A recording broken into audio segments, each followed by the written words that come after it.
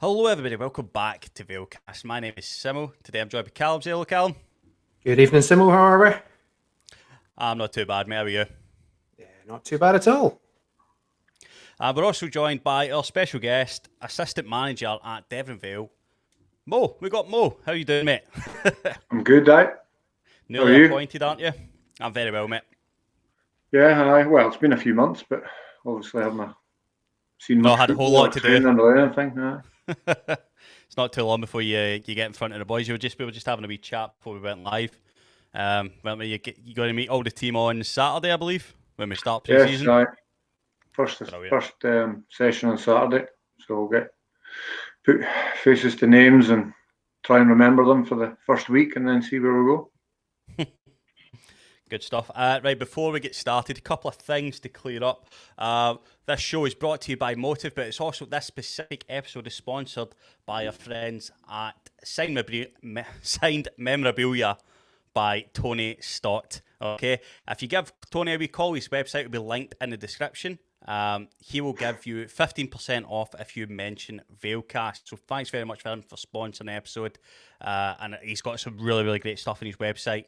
Loads of stuff. I mean, I've clocked, it's got a bit of everything really. It's got Mario Balotelli signed boots for like 90 quid. I thought it was all right. And it's got signed boots for like 60 quid as well, for top ballers as well from great. It's a proper treasure trove that Tony's got down at his kind of workshop there in Aberdeen. So yeah, lots and lots of great things. He's got the signed memorabilia side. He also has kind of professional framings service there as well. So any pictures or anything like that you fancy bunging up on the wall, then yeah, give Tony a shout, and that discount will extend to that side of the business as well, I'm sure. So, but no, thanks to Tony for sponsoring tonight's episode. Top guy.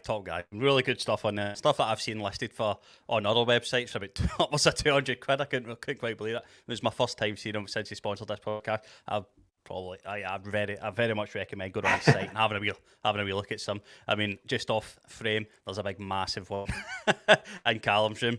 But before we get started in the episode, guys, I just want to go over we announced our pre-season friendlies. So we are still looking for one on the 19th. That's right, isn't it? We're still looking for one on the 19th. But we can announce on the 23rd of June we'll have Whitehills away at 7:30 p.m.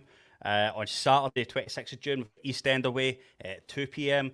On Wednesday, the 30th of June, we have Rothie away at 7:30 kick-off. On Saturday, the 3rd of July, we have Banks OD at home at 2 p.m. Maybe change to Spain Park, wait out for that. Sunday the 4th of July, we've got Elgin away, kick-off to be confirmed.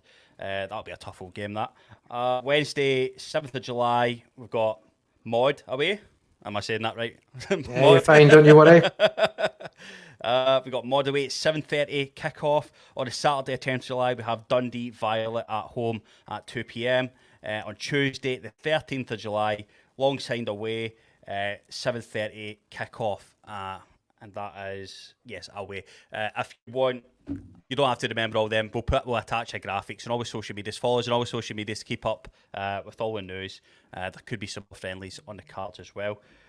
And I want to move on to our special guest, Mo. We just spoke to you a wee bit before we started here, but the first thing I wanted to go and get an answer from you was, what is your background in football coaching? Where have you came from, essentially, because you are newly appointed just in the last few months at Deveronvale? Yeah, playing wise, obviously played in the higher league for about 20 years. Had a spell in the football league with Elgin before that. Coaching wise, went to Dufton from Nairn when I finished my higher league career to be assistant to Pelly Patterson. The year after that, Pelly stepped down. I took over for a couple of years, and that's been it really. I attended my UEFA B licence course, 5 or 6 years ago now. So I've been doing continuous professional development to keep that on track. Obviously, there's been a bit of a lull recently because of the current situation. So still carrying that. But now looking forward to getting going again. I've had a break of about 3 years, maybe 4 years. Going watch my daughter play football, going to Borough Briggs, watching Elgin, when they're at home, seeing other Highland League teams and various junior teams in and around the area. So, no, looking forward to getting back on the pitch again. Well, you're only a few days away, aren't you? You're only a few days Yeah. away. You've been working with Craig then, I'd imagine, quite closely. How do you feel your relationship is sort of budding with him? You think you're going to have a good, strong season? I know Craig's really, really positive at the season it's going to come. He's really up for it. Yes, you strive to be the best you can be, without being too cliche about it. But Craig's a similar kind of character as myself, where it's win at all costs. You'd never go into a game not thinking you're going to be able to get something from it. Your perception may change depending on what happens during the 90 minutes. You might go into a game looking for a win and maybe come out of it happy with a draw, but you're never happy with a defeat, and that's something that everybody in any form of football will have that opinion. But yeah, as I say, looking forward to getting going. Looking forward to meeting the players. First and foremost, it's been a few months in coming. I'm sure for the first few weeks they're probably not going to enjoy training. Yourself, pre-season can only mean one thing, but we'll try and make it as enjoyable as possible and break it up with various things here and there. And it's not too long before we get into the games.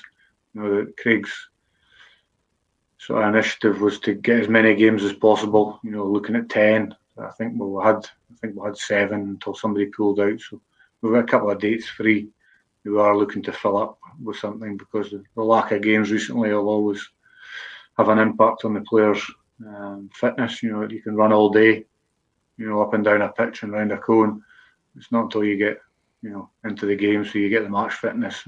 And not only that, it's good to see, for a personal point of view, what's already at the club, potentially where we can improve and see where we go from there. I think that's. I could see why you and Craig have opted for such an intense pre-season and a short period of time. Because like you said, the match sharpness really only comes from sort of competitive football that's not been played for a wee while in a Highland League. Yeah, I mean the guys have had a programme for the last 3 weeks to follow as well. So that not all of them are going into it, shall we say, without doing something. But at the end of the day, I don't think I'd done any pre-season runs when I was playing, so can't be too hard on them. They've had a long probably time. Never been. Yeah, I was going to say probably never been such a break between an end of a season and start of pre-season before. So no, I'm sure the guys will get themselves back up to match fitness in no time at all. Especially under yourself, Mo. It sounds as though they're in for a treat on Saturday. That's for sure. Yeah. So, you mentioned, I was just keen to just kind of pick up on something you said there around kind of having a wee bit of a break from football, and taking the chance, obviously, to watch your daughter play and things like that. So, what was it, I suppose, about this opportunity and how it all came around, I suppose, in the first place? But what was it about taking on the number 2 role at the Vale that kind of got you back into football? As I said, I've been out for it for a few years. Always think had the inkling that I'd get back involved sometime. There was a couple of other opportunities that came up here and there that was of interest, but didn't feel right or whatever. But it was just a bit of a surprise, when Craig got in touch. But I spent a lot of time, from the age of like maybe 12, 13 to 16. Playing with Deveronvale youth, so I knew all about Banff. I knew all about the Vale from a very, very young age. Obviously, it's a very good setup. A lovely pitch. Craig spoke very highly of the club. Having been there for a lot of years playing against the Vale, you could see that the club meant a lot to the people who were in the stadium watching. And I don't know. I just got the right feeling about the conversation I had with Craig, and I went away and thought about it. And, came to a very quick conclusion. To be honest, that there was enough there for me to say, do you know what? That is something I'm already looking forward to, without actually having said to Craig that I'm willing to come on board. Brilliant. We're excited to have it. You seem like you've got the same drive as Craig, which is immensely important. I think we're going to go on and have a positive season. I want to ask you a couple of questions about your coaching style and stuff like that. From a coaching point of view, what would you say your style is? How do you? What's the first thing you do when you approach like a new squad? Is it like, are you looking at fitness first? Are you looking at natural talent first? Who's your senior players? Who's your up and comers? What do you actually do to just feel like a squad when you first enter? First of all, like I say, it'll be to shake hands if we're allowed to do that now, are we? With everybody, and then just get out there. I think you'll be able to tell very early on, what quality is there, what fitness is there. You'll be able to hear the senior players. You'll be able to hear the people who are going to, be the leaders on the park. You'll be able to see the ones who react to what we're, trying to encourage them to do, what the senior players are trying to ask them to do. So yeah, like you say, I mean, you use the words. How do you go into it? How do you start to feel about the squad? And that's basically the exact description. You're going in blind and just see what's there. Like I say, it won't take long at all to start to see the types of characters that are there. The ones that potentially you can have a wee pop at, and maybe the ones that you can have a wee arm round the shoulder. So there's lots of different styles of management, and I think more so these days it's all about the training pitch and getting your message across. And on a Monday or Wednesday or Tuesday or Thursday, whatever it may be, and looking for that execution on a Saturday. There'll always be times where things aren't going right and you're on your feet and you're shouting instructions on the park. But if it's good enough for Pep Guardiola, then I think we'll be all right. Are you playing a tiki taka at the Vale? Yeah, well, we'll see. Out from the back, nothing less. Moving on for that, we've got the Euros to go into at the same time. Roughly the same time the Highland League will be coming back. What were your thoughts in the Scotland squad? Me and Callum had it. We had a couple. In fact, we didn't disagree as much as I thought we would, Callum. To be honest, we weren't too bad. I was looking back over our squads again. I think there was only 2 or 3 changes between us really, and maybe one formation change. But aside from that, we're pretty nailed on. So yeah, it'll be interesting to see what they come up with for the first game. I think we're not as maybe rich as England or the likes, where we can name a provisional squad and then drop 7 players. No, definitely not.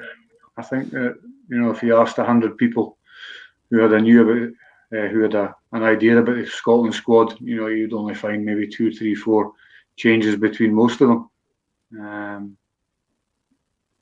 There is maybe 1 or 2 that I thought would have made it. I thought John Fleck potentially would have been one that would have made it. Sheffield United obviously relegated, but I think he was one of the standout players for them during their season. It does look as though he will miss out by the looks of it. Unless this kind of COVID that he's got. So with the positive test, it looks as though that could be potentially him self-isolating now for 2 weeks or so and missing all the preparation games. So yeah, it'll be interesting to see if he does kind of make it to the Euros. But time will tell. For all of them, there's 6 of them, I think, is it? Mm-hmm. Isolating. So yeah, like I say, it was pretty nailed on. I think you probably count 15, 16 of the players that were definitely going. It was give or take. If only we had 4 right backs to take. I know. I think we've got 3 left backs. We're not far away, but no, I don't think we've even got 4 fullbacks to call up on, have we? But never mind. I think there's 3 in the team. Is there Robertson, Tierney, and is Greg Taylor in the squad? Yeah, as well? Greg Taylor. Yeah. He was actually one of my surprise picks. But we did have a wee talk about it because we think he's going to be Steve Clark's going to work towards putting Robertson and Tierney on the pitch at the same time. Probably Tierney playing in the left of that back 3. So that's probably why Greg Taylor has been selected. I think he might actually get some game time as well. Possibly, aye. Like you say, it's a bit like England. They've got a 22-man squad and 4 right backs. Potentially they're just right backs. At least Tierney, you maybe have got an option with Tierney as a left-sided centre-back and a 3, but... It worked quite well against, who were it against? I think he got 3 assists from that left-sided centre-back. Tierney in the last game. Yeah, it looked really positive for us. If only we just had a wee bit more depth. But I think we looked in good shape there. I mean, we can't complain. We're there for the first time in 20-something years. First time that I can properly remember as an adult. So I'm looking forward to it. Yeah, it'll be nice to see some football over the summer, especially as we've missed some for a long time now. Certainly been able to go to the games anyway. I can't wait to get down to Prince House Royal Park and actually get on the ground and watch a live match. Even though I'm in the same position here, I've been at the club a couple of months, but I've not actually had the chance to sort of sink my teeth in it. I really can't wait to get down and cover the matches. That's the thing. There's lots of plans in place, I must admit, and obviously with yourself coming on board, Mo, I think your arrival kind of coincided with the timing of the first episode of Valecast. We sat down with Craig, so that was great kind of timing to really kind of welcome you to the club, I suppose. And so we touched on it a little bit last week, Simo, didn't we? Just when we were building up to this episode tonight, about obviously your more towards your playing career within the Highland League, and looking back at some memorable moments that you've had maybe up against the Vale. I can think of one that probably stands out more than others, but when you think back, and I know you touched on it earlier as well, but when you think back to your playing career, what was the kind of the main thing that you always thought about the club in terms of the Vale? What was the perception from outside the club? Well, I think a lot of the time Vale were in the top 3 of the Highland League. If they're not in the top 3 of the Highland League, they weren't far away. They were challenging in cups, so there was always the feeling that they were one of the biggest clubs in the league. Unfortunately, you could argue that it's maybe slipped a bit recently, not through the lack of trying, but I think our objective, Craig and I, is to it's not going to happen overnight, but to try and get back to that sort of league position. I'm not sitting here saying we're going to be challenging for the leagues year in year out like Vale were. Under Greg Carroll especially, they're very highly thought of. They've got a lovely setup at Princess Royal Park. You always enjoyed going to play there on the surface. Next probably after Nairn, Vale was the second best pitch in the league. So it was always an enjoyable pitch, nice and big.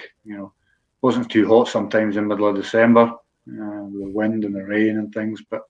No, you always enjoyed your games against Vale. You knew it was going to be a tough game. They're always a physical threat about, a lot of Vale teams, which kind of suited me, to be honest. It saved me chasing people in behind me and things like that. So, no, they're very highly thought of, apart from maybe 10 miles down the road towards Bucky.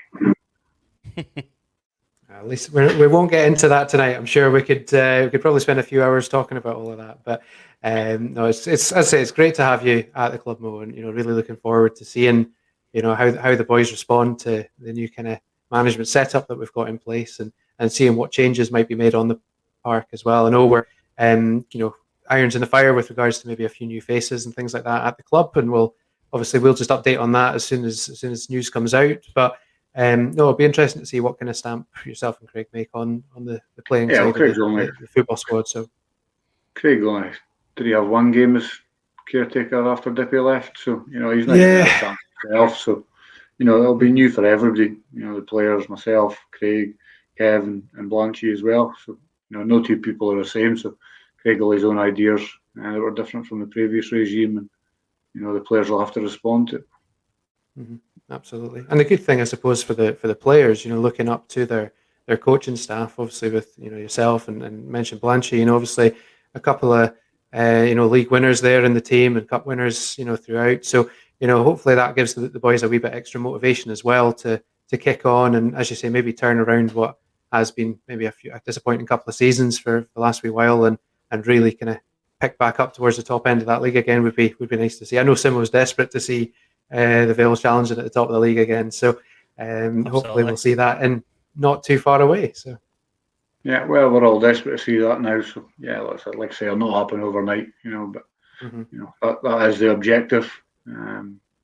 Craig's the same as myself.